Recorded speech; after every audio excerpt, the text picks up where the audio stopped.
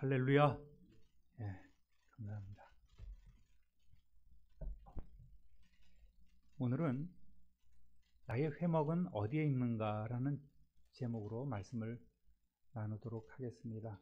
지난주 우리는 장신구를 제거하라는 제목으로 율법은 지키기 어려운 것이다, 그러한 편견을 버릴 것과 율법이야말로 그 시대 하나님께서 선민에게 베풀어 주신 굉장히 지키기 쉽고 가벼운 구원의 길이요 하나님의 사랑의 표현임을 우리가 지난주에 알게 되었습니다. 율법이 어려운 것이 아니구나.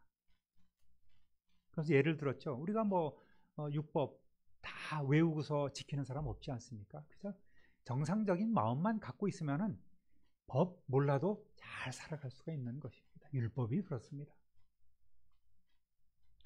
우상숭배라는 하나님께서 가증하게 여기시는 죄를 지은 이스라엘 백성에게 하나님께서는 구원의 길을 열어주시면서 먼저 그들이 가장 하기 쉬운 것, 바로 몸에 주렁주렁 매달았던 각양 장신구를 떼어버릴 것을 명령하셨습니다. 그 장신구라는 것은 다 우상숭배의 하나의 형태인 거예요. 갖가지 우상 새겨진, 주술적인 의미가 새겨진 그러한 것들이 몸에 있었습니다. 이것을 몰랐던 것이죠. 이것마저 못하면 이스라엘 백성은 구제불능이 되는 거예요. 다행히 이스라엘 백성들이 눈치를 챘어요. 그래서 자기들이 이런 거 우상이야, 버려야 돼 시작하니까 하나님께서 그거 보시고 그래, 그거 정도는 너희들이 할 수 있겠구나. 그러면 너희 몸에 있는 장신구를 다 떼어내봐라. 그렇게 명령하시는 거예요. 이걸 보면 하나님의 사랑이 얼마나 큰지 우리가 알 수 있는 거예요. 하나님께서는 어떻게든지 우리가 복을 받을 만한 꼬투리 하나를 찾기를 원하시는 거예요. 다 못해, 다 부족해, 너무 어리석어. 그런데도 칭찬할 거 한 가지를 찾으시는 거예요. 우리 어린아이들이 늘 사고 치잖아요. 그런데도 불구하고 한 가지만 잘하면 기쁨이 되고 잘했다 잘했다 박수 치지 않습니까? 하나님의 심정이 바로 그런 것이거든요. 올해 들어와서 계속해서 이 금송아지 숭배사건 전후의 일을 쭉 여러분하고 읽어가고 있습니다. 원래는 한 2개로 이렇게 해서 장신구를 떼어내자 우리 주위를 돌아보고 새롭게 출발하자는 것을 말씀드리고자 한 2번에 걸쳐서 얘기를 하고 시작을 하려고 했는데 계속해서 이게 길어지고 있네요. 2월 말까지는 가야 될 것 같습니다. 그렇죠? 이 사건이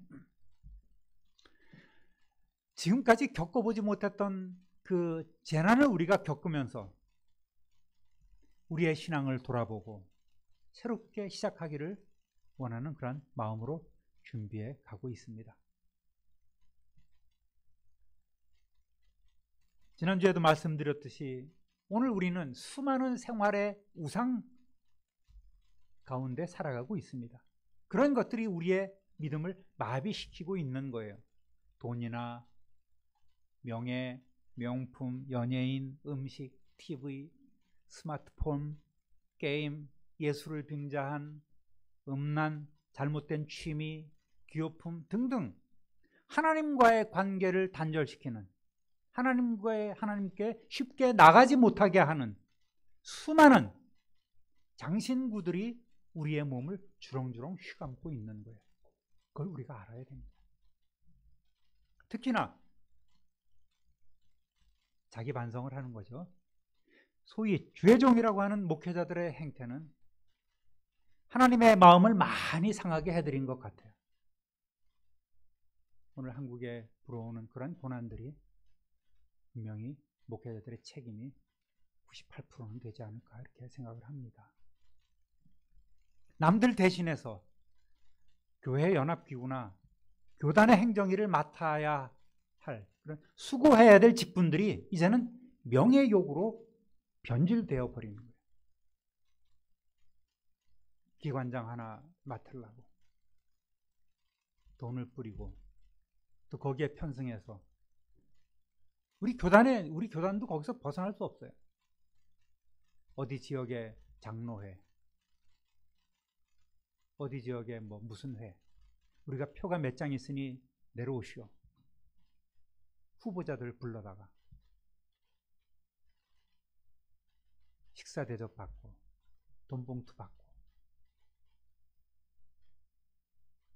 이런 것들이 한국교회에 공공연하게 일어나고 있는 거예요. 교단장 한 번 하려면은 최소한 1억, 3억은 써야 된다고 하지 않습니까?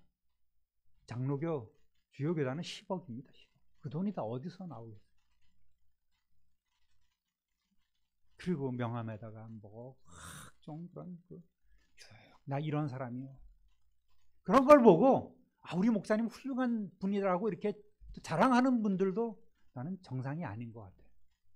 여러분은 유명한 목사가 아니라서 참 다행인 줄 여기시기 바랍니다. 예. 누가 그랬대죠? 교회가 부흥하면 목사 교만해지니까 전도할 필요 없다고. 여러분,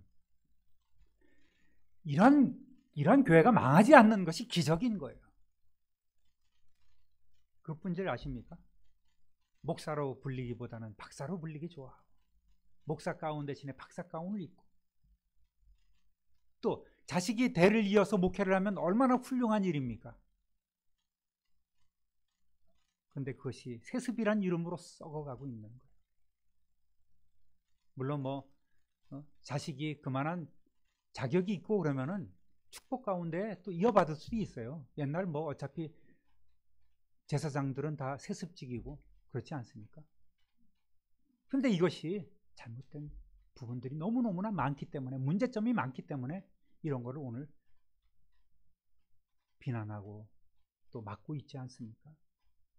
거기에 온갖 추문과 범죄로 매스컴의 질타를 받습니다. 교회 이름을 팔아서 영리를 꾀하는 일도 많은 거예요. 이번에도 무슨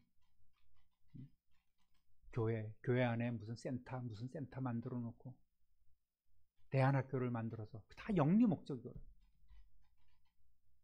거기에 미혹이 된 일들도 많이 있습니다. 예를 들자면 입만 아플 뿐이에요. 어디 가서 목회자라고 고개를 들 수가 없습니다. 요즘은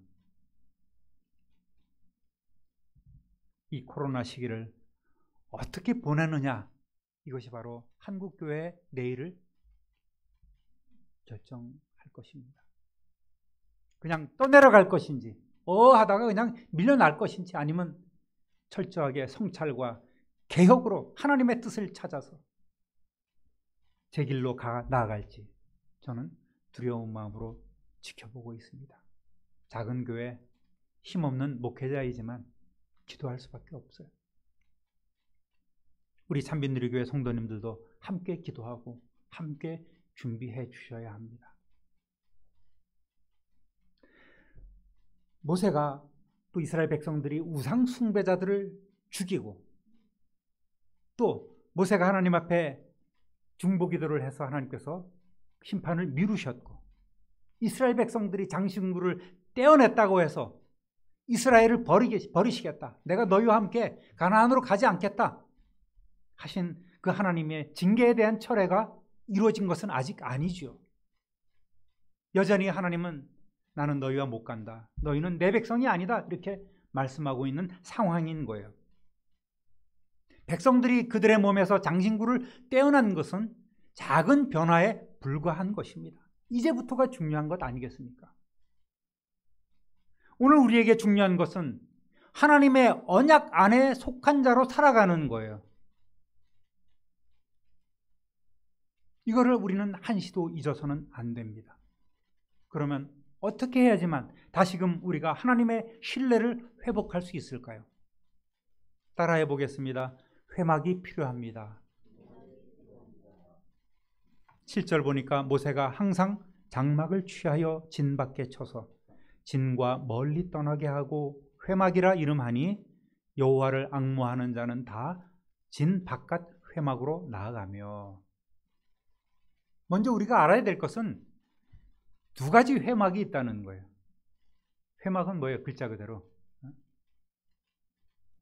더 텐트 오브 미팅이에요.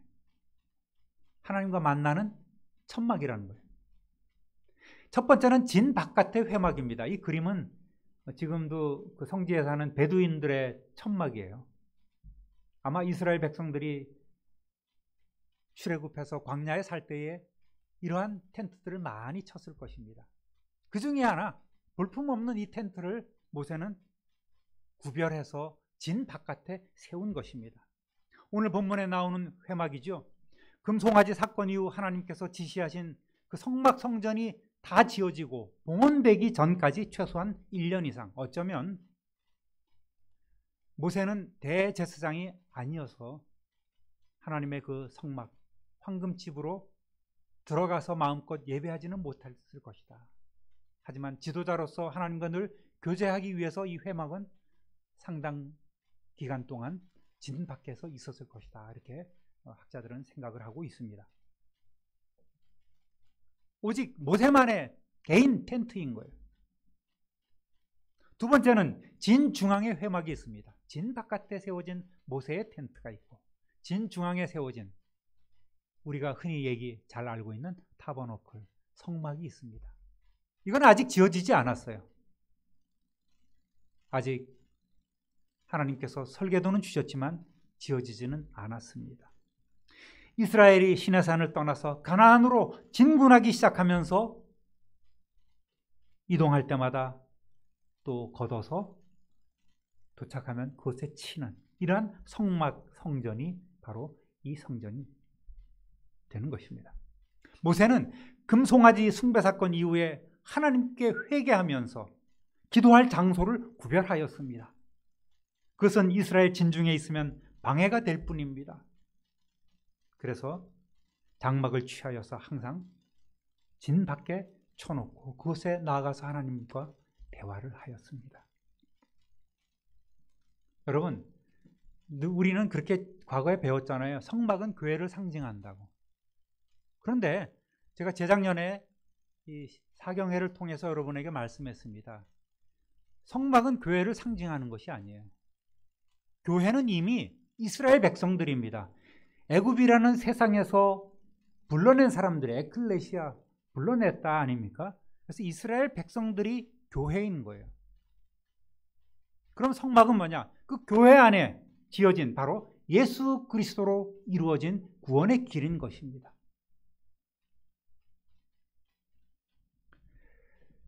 이스라엘이라는 교회 안에 그런데 우상숭배라는 세상이 들어왔어요. 순식간에 교회가 부패한 것입니다. 기독교 역사도 그래요. 교회 안에 세상이 들어오면 교회는 부패하게 되는 거예요. 이스라엘 백성들, 교회라고 하는 이스라엘 백성, 하나님의 총회라고 하는 이스라엘 백성 안에 우상숭배가 들어오니까 순식간에 부패해버리지 않습니까? 금송아지 사건은 세상 속에 구별된 교회가 아닌 교회 안에 세상이 들어와서 오염된 사건인 거예요. 오늘날 교회도 마찬가지입니다. 거룩한 모임이라고요. 얼마나 교회마다 싸움박질하고 살풍경이 많이 있지 않습니까? 죄악의 소굴이 될 수도 있어요. 그래서 성막은 결코 교회가 아닙니다. 교회 공동체가 아니에요. 교회 공동체 안에 있는 예수 그리스도를 상징하는 하나님과 만남의 장소인 거예요. 그러니까 이 교회 안에도 우리는 따로의 이런 회막이, 하나님과 교제할 수 있는 회막이 우리에게 필요한 것입니다.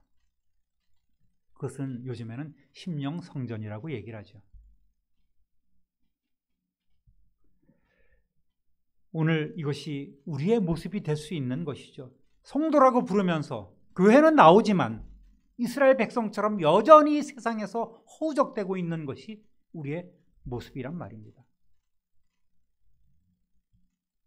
회막은 예수 그리스도를 상징하는 만남의 장막입니다. 사람끼리 교제하는 장소가 아닌 하나님과 만나 교제하는 곳이란 말입니다. 쉽게 얘기해서 미팅룸인 거예요. 모세는 시급하게 이 구별된 장소를 지어놓고 텐트를 치고 그것에서 하나님께 간구하는 거예요. 성도 여러분, 어려운 일을 만났을 때에 여러분도 하나님과 만나는 그 장소를 꼭 세우시기를 주님의 이름으로 부탁드립니다. 그것이 어디든지 좋아요. 예배당이든 좋고 집에서는 골방이어도 좋고 조용히 묵상하며 산책할 수 있는 둘레길도 좋습니다. 그곳에서 하나님의 이름을 부르고 찬양하면서 기도드리고 예배하시기를 주님의 이름으로 부탁드립니다. 제가 새벽 기도의 파일을 매일 보내주죠. 몇 분이 그것을 듣고 함께 기도하고 있는지 모르겠습니다.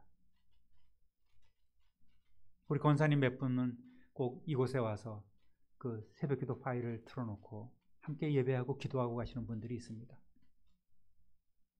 그래요. 꼭 여기 오지 않아도 여러분 그곳을 분명히 여러분은 만들 수 있을 것입니다. 회막을 만드십시오. 회막을 세우십시오.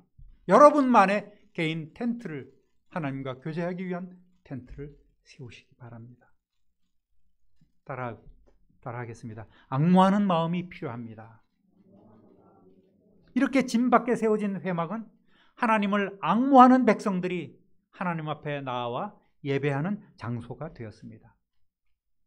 그 안에는 물론 모세만 들어가지만 백성들은 하나님 앞에 구할 것이 있으면 그 진 바깥에 텐트가 세워진 곳으로 나왔습니다. 여기서 앙모하다는 말은 살피다, 추종하다, 따르다, 간구한다는 의미예요.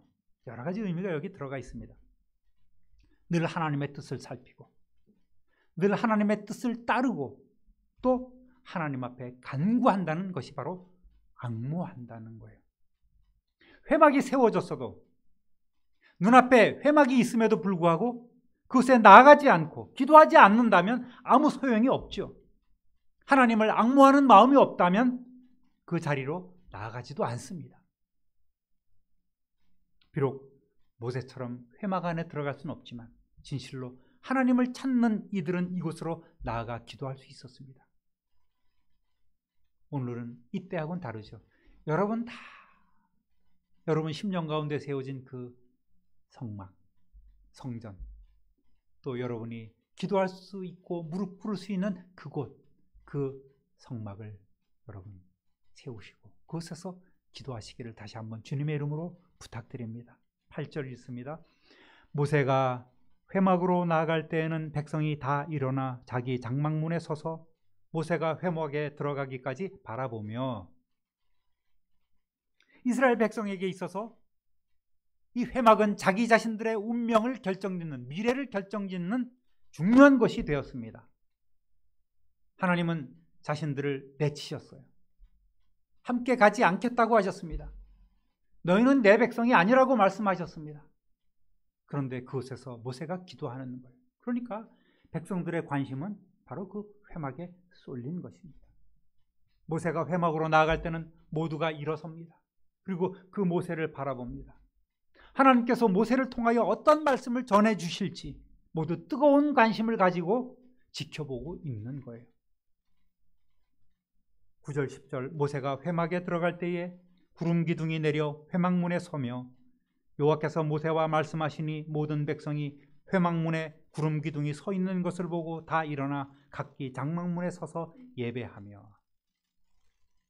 모세가 그 회막으로 나아갈 때 그 안에 들어가면 구름이 쫙 내려와서 기둥을 세워 그 문 앞을 딱 가로막고 버티고 섭니다. 구름이라는 것은 하나님의 임재의 상징이죠. 영광 아니겠습니까?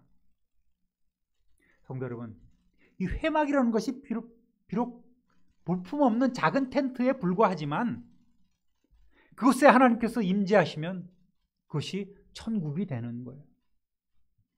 그것이 복된 축복의 장소가 되는 것입니다. 무릎 꿇으면 그곳에 하나님의 영광이 나타나는 거예요. 할렐루야! 이런 회막을 여러분이 꼭 가지셔야 됩니다. 아무리 바빠도, 진짜 바쁩니까? 바쁠수록 바쁜 사람들은 시간 관리를 잘 해요. 다 핑계입니다. 하나님의 임재의 상징인 구름 기둥이 내려와서 회막문에 서 있고 모세는 그곳에서 하나님의 말씀을 듣고 대화할 때에 백성들도 가만히 있을 수 없지요. 그들 역시 회개하면서 그들 역시 기도로 모세를 도우면서 하나님 앞에 진심으로 예배하는 거예요. 이 회막은 영적으로 또 하나의 속죄와 구원의 길이 된 것입니다. 성막이 교회가 아니라 성막은 바로 예수 그리스도이신 거예요. 구원의 길입니다. 길이요, 진리요, 생명이 이 회막을 통해서 이루어지고 있는 거예요. 예수 그리스도입니다. 오늘날로 얘기하면. 그래서 우리는 예배할 때 뭐와 뭐로 예배해요? 예?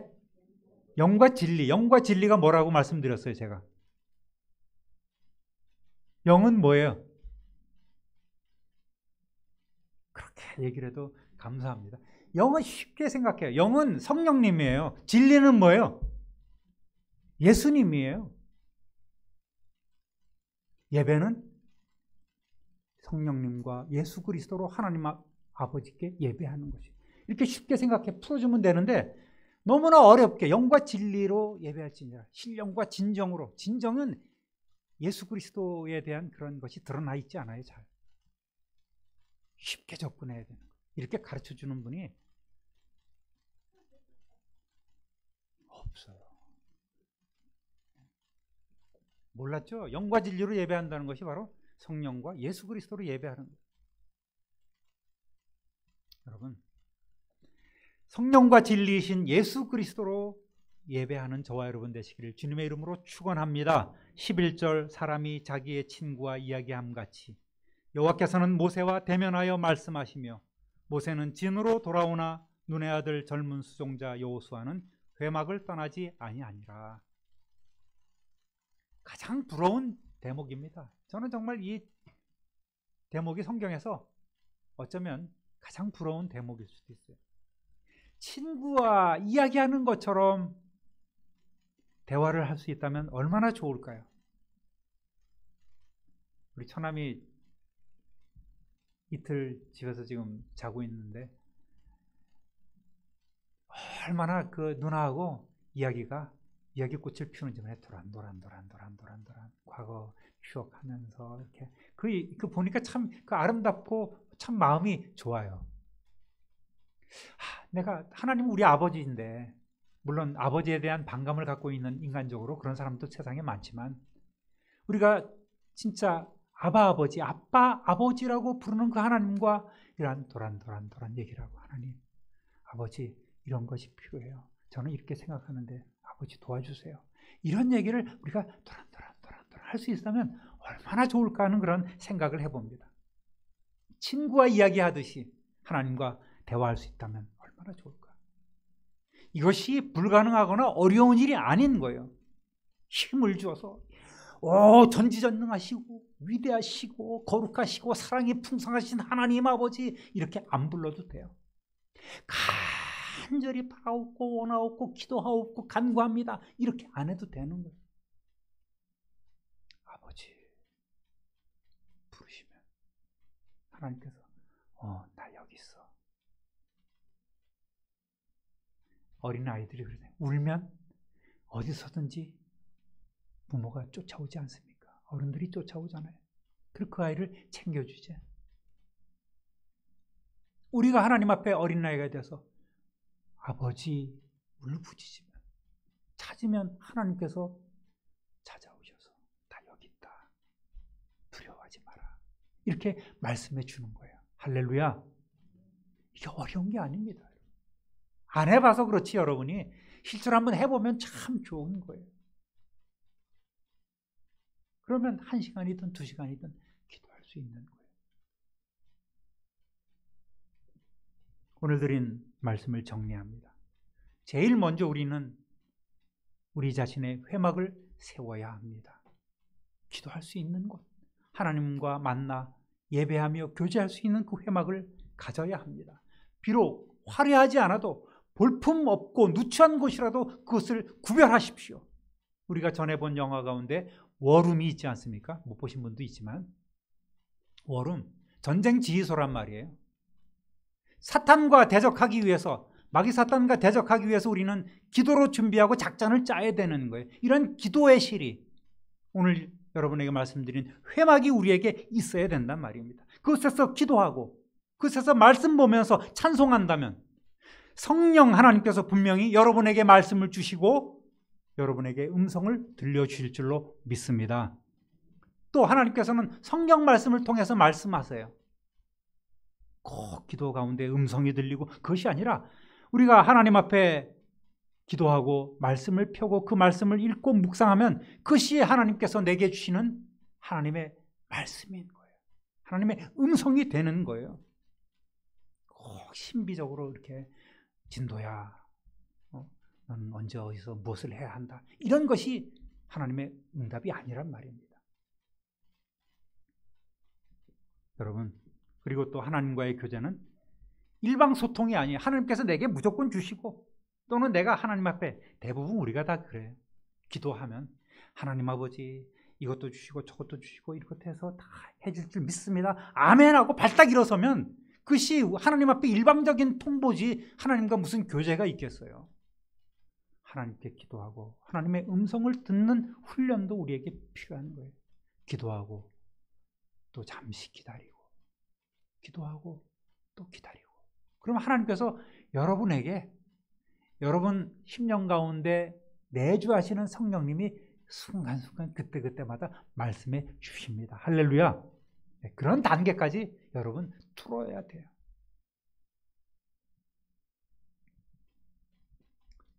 하나님께 기도하면 분명히 하나님께서는 감동 주시고 권고해 주실 것입니다. 할렐루야. 그리고 우리로 하여금 어떤 환경에서든 감사하게 해주시는 분이에요. 그런 하나님을 꼭 만나시기를 다시 한번 우리 주님의 이름으로 축복합니다. 다시 출발할 수 있도록 설 연휴를 주셨습니다. 우리나라는 2번 새해를 맞이해서 참 좋은 것 같아요. 1월 1일 결단을 했는데 어느 틈엔가 무뎌지면 이번 설을 지난 다음에 내가 새롭게 시작하겠다, 그런 결심을 하게 해주십니다. 이것도 하나님의 은혜겠죠.